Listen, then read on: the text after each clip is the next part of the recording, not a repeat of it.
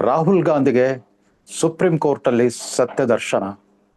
ಬಹುನಿರೀಕ್ಷಿತ ರಾಹುಲ್ ಗಾಂಧಿಯವರ special criminal leave petition 4728/2026 ಈ ಅರ್ಜಿ ವಿಚಾರಣೆ ನಿನ್ನೆ ಅಂದರೆ ಆಗಸ್ಟ್ 17ನೇ ತಾರೀಕು ಬೆಳಗ್ಗೆ ಸರ್ವೋಚ್ಚ ನ್ಯಾಯಾಲಯದ ಮುಖ್ಯ ನ್ಯಾಯಮೂರ್ತಿಗಳ ನ್ಯಾಯಪೀಠದಲ್ಲಿ ತ್ರಿಸದಸ್ಯ ಪೀಠದಲ್ಲಿ ವಿಚಾರಣೆಗೆ ಬಂತು. ಮುಖ್ಯ ನ್ಯಾಯಮೂರ್ತಿ ಚೀಫ್ ಜಸ್ಟಿಸ್ ಸೂರ್ಯಕಾಂತ್, ನ್ಯಾಯಮೂರ್ತಿ ಜಯ್ ಮಲ್ಯ ಬಗಚಿ ಮತ್ತು ನ್ಯಾಯಮೂರ್ತಿ ಶ್ರೀಮತಿ ವಿ ಮೋಹನ, ಈ ತ್ರಿಸದಸ್ಯ ಪೀಠದಲ್ಲಿ ರಾಹುಲ್ ಗಾಂಧಿಯವರ ಈ ಅರ್ಜಿ, ರಿಟ್ ಅರ್ಜಿ, special criminal leave petition number 4728/2026 ವಿಚಾರಣೆಗೆ ಬಂತು. ಮೊಟ್ಟ ಮೊದಲ ಬಾರಿಗೆ ಈ ಸರ್ವೋಚ್ಚ ನಾಯಕ ರಾಹುಲ್ ಗಾಂಧಿ ಅವರ ಕೋರಿಕೆಗಳು ಏನಿದ್ವು ಅಂತಂದ್ರೆ, ಅವರು ಹಲವಾರು ಮಧ್ಯಂತರ ಅರ್ಜಿಗಳನ್ನು ಕೂಡ ಸಲ್ಲಿಸಿದ್ರು, ಅಪೀಲ್ಗಳನ್ನು ಕೂಡ ಸಲ್ಲಿಸಿದ್ರು. ಅದೇನು ಅಂತಂದ್ರೆ, ನಾನು ಈ ವಿಚಾರದಲ್ಲಿ ಕೋರ್ಟ್ಗೆ ಬರ್ಲಿಕ್ಕೆ ತಡ ಆಗ್ಬಿಟ್ಟಿದೆ, ವಿಳಂಬವಾಗ್ಬಿಟ್ಟಿದೆ, ಆ ವಿಳಂಬವನ್ನ ಮನ್ನಿಸಿ ಅಂತ ಕೇಳ್ಕೊಂಡಿದ್ರು. ನನಗೆ ಅಲಹಾಬಾದ್ ಹೈಕೋರ್ಟ್ ಲಕ್ನೋ ಬೆಂಚು ನನಗೊಂದು ನನ್ನ ಹೇಳಿಕೆಯನ್ನು ಪಡ್ಕೊಳ್ಳದೇನೆ ಏಕಪಕ್ಷೀಯವಾಗಿ ವಿವಿಧ ತನಿಖಾ ಸಂಸ್ಥೆಗಳಿಂದ ನನ್ನ ಆಸ್ತಿ ಕುರಿತಂತೆ ವಿಚಾರಣೆಗೆ ಆದೇಶಿಸಿದೆ. ಅದನ್ನು ತಪ್ಪಿಸಿ ನನಗೊಂದು ಅವಕಾಶ ಕೊಡಿ. ಮತ್ತು ಅದ್ರ ಜೊತೆಗೆ ಇದು ಈಗಾಗಲೇ ಅಲಹಾಬಾದ್ ಹೈಕೋರ್ಟ್ನ ಲಕ್ನೋ ಬೆಂಚಿನ ವಿಭಾಗೀಯ ಪೀಠ ಮಾಡಿರೋ ಆ ಇಡೀ ವಿಚಾರಣೆಯನ್ನ ಸ್ಥಗಿತಗೊಳಿಸಿ ಅದಕ್ಕೊಂದು ಸ್ಟೇ ಕೊಡಿ ಅಂತ ಅವರ ಕೋರಿಕೆ ಇತ್ತು. ಇದುವರೆಗೂ ತಮ್ಮ ವಿರುದ್ಧದ ದ್ವಿಪೌರತ್ವದ ಕೇಸು, ತದನಂತರದ ಈ ಅಕ್ರಮ ಆಸ್ತಿ ಗಳಿಕೆ ಕೇಸು, ಅಂದ್ರೆ ಘೋಷಿತ ಆದಾಯಕ್ಕಿಂತ ಹೆಚ್ಚುವರಿ ಆಸ್ತಿ ಸಂಪಾದನೆಯ ಆರೋಪದ ಕೇಸುಗಳು, ಎರಡೂ ಪ್ರಕರಣದ ಬಗ್ಗೆ ದಿವ್ಯ ನಿರ್ಲಕ್ಷ್ಯದಿಂದಿದ್ದ ರಾಹುಲ್ ಗಾಂಧಿ ಅವರು, ಬಹುಶಃ ಅದು ಬುದ್ಧಿಪೂರ್ವಕ ನಿರ್ಲಕ್ಷ್ಯವೇ. ಯಾಕೆಂತಂದ್ರೆ, ಎಲ್ಲಿ ಅಖಾಡದಲ್ಲಿ ಪ್ರವೇಶ ಮಾಡಿಬಿಟ್ರೆ ಈ ಪ್ರಕರಣದ ವಿವರಗಳೆಲ್ಲ ಗೊತ್ತಾಗ್ಬಿಟ್ಟು ಸಾರ್ವಜನಿಕರ ಚರ್ಚಾ ವಸ್ತು ಆಗ್ಬಿಡ್ತೇನೆ ಅನ್ನೋ ಆತಂಕ ಅವ್ರಿಗೆ ಕಾಡ್ತಿತ್ತು ಅಂತ ಕಾಣುತ್ತೆ. ಆದ್ರೆ ಹಾಗಾಗ್ಲೇ ಇಲ್ಲ. ಯಾವಾಗ ಕಳೆದ ಜುಲೈ 20ರಂದು ಲಕ್ನೋ ವಿಭಾಗೀಯ ಪೀಠ ಕೇಂದ್ರದ ತನಿಖಾ ಸಂಸ್ಥೆಗಳು CBI, ED, income tax, serious fraud investigation ಹಾಗೂ ವಿವಿಧ ಆರ್ಥಿಕ ಇಲಾಖೆಗಳು, ಅಂದ್ರೆ ಭಾರತ ಸರ್ಕಾರದ ಒಟ್ಟು 10 ಇಲಾಖೆಗಳಿಗೆ, ಆರ್ಥಿಕ ವ್ಯವಹಾರಗಳಿಗೆ ಸಂಬಂಧಪಟ್ಟ ಇಲಾಖೆಗಳಿಗೆ ಅರ್ಜಿದಾರ ಶಿಶಿರ್ ವಿಘ್ನೇಶ್ ಮಾಡಿರೋ ಆರೋಪಗಳ ಪೂರ್ವಾಪರ ವಿಮರ್ಶೆ ನಡೆಸುವಂತೆ, ಪೂರ್ವಾಪರ ಸಮಾಲೋಚನೆ ನಡೆಸ್ಬಿಟ್ಟು ವರದಿ ಸಲ್ಲಿಸುವಂತೆ ಆದೇಶ ಕೊಡ್ತೋ ಹಾಗೆ ಎಚ್ಚೆತ್ಕೊಂಡ್ಬಿಟ್ರು.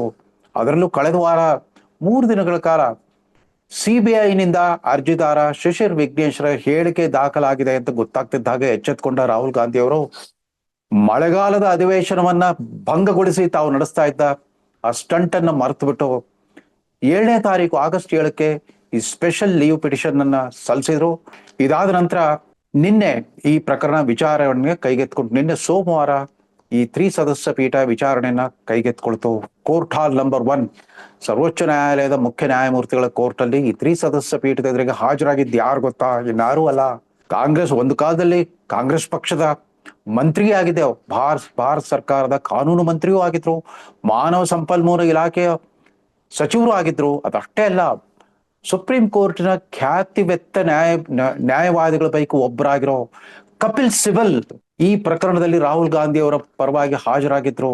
ಅವ್ರ ತರವೇ ಮತ್ತೊಬ್ಬ ಖ್ಯಾತನಾಮ ನ್ಯಾಯವಾದಿ, ಹಿರಿಯ ವಕೀಲ, supreme court senior advocate Cheema ಅವರು ಕೂಡ ಅವರ ಪರವಾಗಿ ಹಾಜರಾಗಿದ್ರು. RS ಚೀಮಾ ಮತ್ತು ಕಪಿಲ್ ಸಿಬಲ್ ಇವರಿಬ್ಬರಿಗೂ ಸಹಾಯ ಮಾಡ್ಲಿಕ್ಕೆ ಇನ್ನೂ 12 ಜನ ಸುಪ್ರೀಂ ಕೋರ್ಟ್ ವಕೀಲರು ಕೂಡ ಅವರ ಪರವಾಗಿ ಹಾಜರಾಗಿದ್ರು. ನೋಡಿ, ಒಬ್ಬ ಶಿಶಿರ್ ವಿಘ್ನೇಶ್ ಎದುರಿಗೆ 14 ಮಂದಿ ಸುಪ್ರೀಂ ಕೋರ್ಟ್ ನ್ಯಾಯವಾದಿಗಳು ಹಾಜರಾಗಿದ್ರು ಅಂತಂದ್ರೆ, ರಾಹುಲ್ ಗಾಂಧಿಗೆ ಈ ಯಕಶ್ಚಿತ್ ಒಬ್ಬ ಸಾಮಾನ್ಯ ಪ್ರಜೆ ಶಿಶಿರ್ ವಿಘ್ನೇಶ್ ಮಾಡಿರೋ ಆರೋಪಗಳ ವಿರಾಟ್ ದರ್ಶನ ನಿನ್ನೆ ಆಗ್ಲಿಕ್ಕೆ ಸಾಧ್ಯವಾಯಿತು. ಯಾಕಂದ್ರೆ ಖಂಡಿತವಾಗೂ ಕೂಡ ಅವ್ರು ನಿರೀಕ್ಷೆ ಮಾಡಿರಲಿಲ್ಲ ಇಷ್ಟೊಂದು ಗುರುತರವಾದ ಅಪವಾದಗಳು ತಮ್ಮ ಮೇಲೆ ಬಂದ್ಬಿಡುತ್ತೆ, ವ್ಯಕ್ತಿಗತವಾಗಿ ತಮಗೂ ಮತ್ತು ತಮ್ಮ ಕುಟುಂಬಕ್ಕೂ ದೊಡ್ಡ ಮುಜುಗರ ಕಾದಿದೆ ಅನ್ನೋ ಭಯ ಶುರುವಾಗಿದೆ ಈ ಪ್ರಸಂಗದಲ್ಲಿ. ಅದರಿಂದಾಗಿನೇ ಒಬ್ಬ party in person Shishir Vignesh ಇದುವರೆಗೂ ಕೂಡ ತಮ್ಮ ಪರವಾಗಿ ವಿವಿಧ ಪ್ರಕರಣಗಳಲ್ಲಿ ಯಾವುದೇ ವಕೀಲರನ್ನ ನೇಮಕ ಮಾಡ್ಕೊಂಡಿರ್ಲಿಲ್ಲ. ಪಾರ್ಟಿ ಇನ್ ಪರ್ಸನ್ ಅಂತ ತಾವೇ ಹಾಜರಾಗ್ತಾ ಇದ್ರು.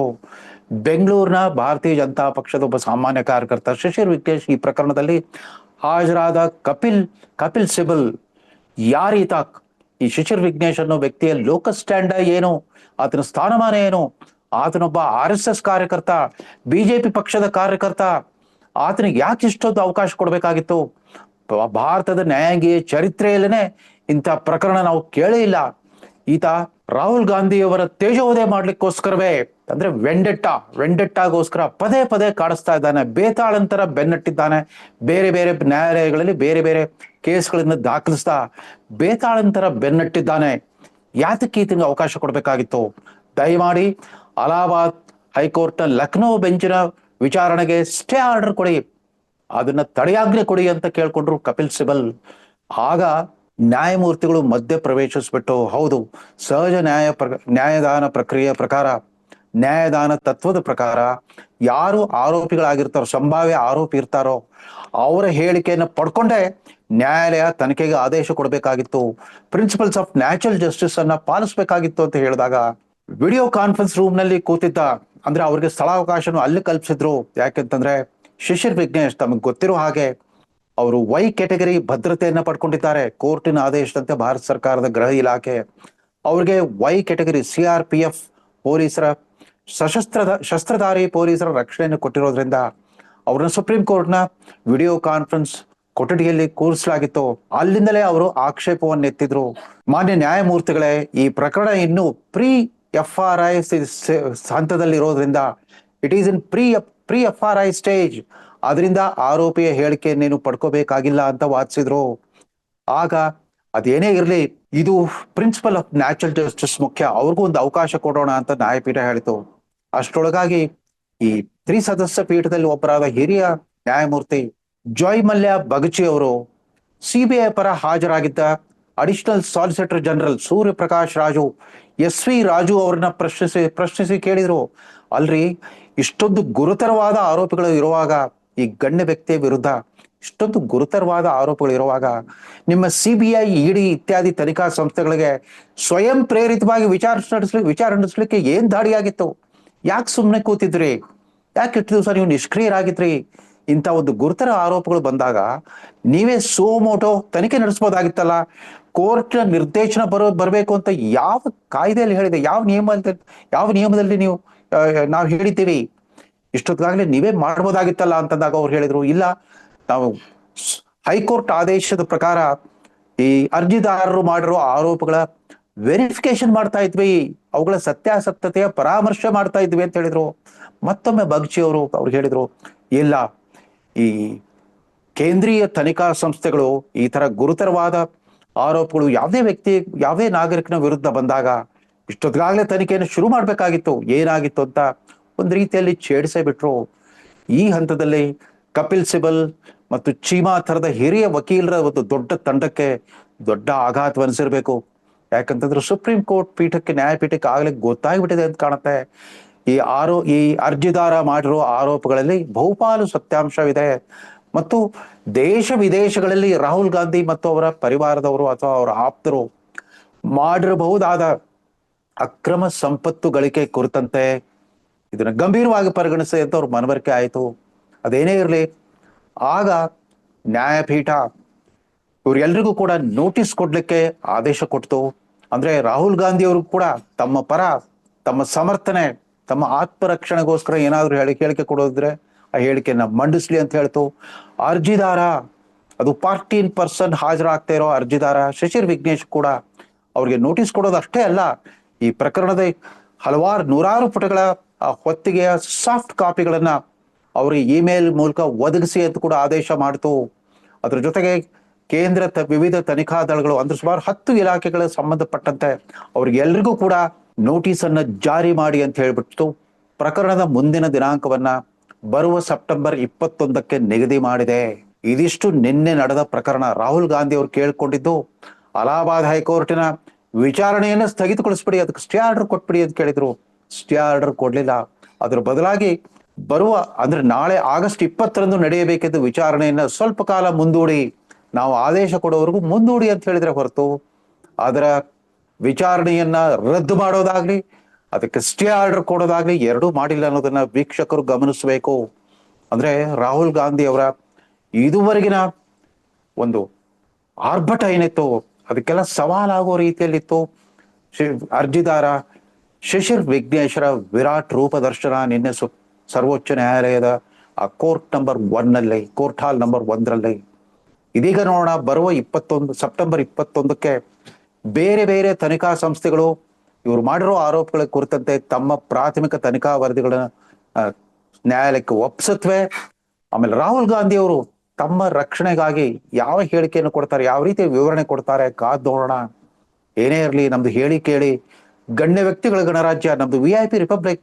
ಇಂಥ ಗಣ್ಯಾತಿ ಗಣ್ಯ ವ್ಯಕ್ತಿಗಳ ವಿರುದ್ಧ ಎಂಥ ಕೋರ್ಟ್ ಕೇಸ್ ಹಾಕಿದ್ರು ಕೂಡ ಅವ್ರಿಗೆ ಶಿಕ್ಷೆ ಆಗಲ್ಲ ಅನ್ನೋ ಒಂದು ಉದಾಸೀನ ಭಾವ ಜನಸಾಮಾನ್ಯರಲ್ಲಿ ನೆಲೆಸಿರುವಾಗ, ಸಾಮಾನ್ಯ ಪ್ರಜೆ ಶಿಶಿರ್ ವಿಘ್ನೇಶ್ ವಿವಿಧ ಹಂತಗಳನ್ನ ದಾಟಿ ಸರ್ವೋಚ್ಚ ನ್ಯಾಯಾಲಯದವರೆಗೂ ಬಂದಿರೋದು. ಒಬ್ಬ ಶಿಶಿರ್ ವಿಘ್ನೇಶ್, ಆತ ಕಾನೂನು ಪದವೀಧರನೂ ಅಲ್ಲ, ವೃತ್ತಿವಂತ ವಕೀಲನೂ ಅಲ್ಲ. ಆತನ ವಿರುದ್ಧ ಸುಪ್ರೀಂ ಕೋರ್ಟಿನ 14 ಮಂದಿ ನ್ಯಾಯವಾದಿಗಳು ಒಂದು ದೊಡ್ಡ ಸೇನೆಯೇ ನಿಂತಿದೆ ಅಂತಂದ್ರೆ ರಾಹುಲ್ ಗಾಂಧಿ ಅವರ ವಿರುದ್ಧದ ಆರೋಪಗಳ ಗಂಭೀರತೆ ಮತ್ತು ತೀವ್ರತೆಯನ್ನ ವೀಕ್ಷಕರೇ ಊಹಿಸಬಹುದು. ಇದಿಷ್ಟು ಸುದ್ದಿ ಮಾಧ್ಯಮಗಳಲ್ಲಿ ತಪ್ಪಾಗಿ ವರದಿ ಆಗಿರೋ ತರ ಲಖನೌ ಹೈಕೋರ್ಟಿನ ವಿಭಾಗೀಯ ಪೀಠದ ವಿಚಾರಣೆಗೆ ಸ್ಟೇ ಆರ್ಡರ್ ಸಿಗಲಿಲ್ಲ. ಆದ್ರೆ ಅರ್ಜಿ ಸಲ್ಲಿಸಲಿಕ್ಕೆ ಅನುಮತಿ ಸಿಕ್ತಷ್ಟೇ. ಅಂತೂ ಅರ್ಜಿ ಸಲ್ಲಿಸಲಿಕ್ಕೆ ವಿಳಂಬ ಮಾಡಿದ್ದಕ್ಕೆ ಅವರು ಮಾಫ್ ಮಾಡಿದ್ರು. ವಿಳಂಬವನ್ನ ಮಾಫ್ ಮಾಡಿಬಿಟ್ಟು ಈ special leave petition, criminal leave petition ಸಲ್ಲಿಸಲಿಕ್ಕೆ ಅವಕಾಶ ಮಾಡಿಕೊಟ್ಟಿದ್ದಾರೆ ನ್ಯಾಯಮೂರ್ತಿಗಳು. ಇನ್ನೇನಿದ್ರು ಕೂಡ ಸೆಪ್ಟೆಂಬರ್ 21ರ ನಂತರ ಮತ್ತಷ್ಟು ಸತ್ಯ ದರ್ಶನವಾಗ್ಲಿಕ್ಕೆ ಶುರುವಾಗುತ್ತೆ. ನಮಸ್ಕಾರ.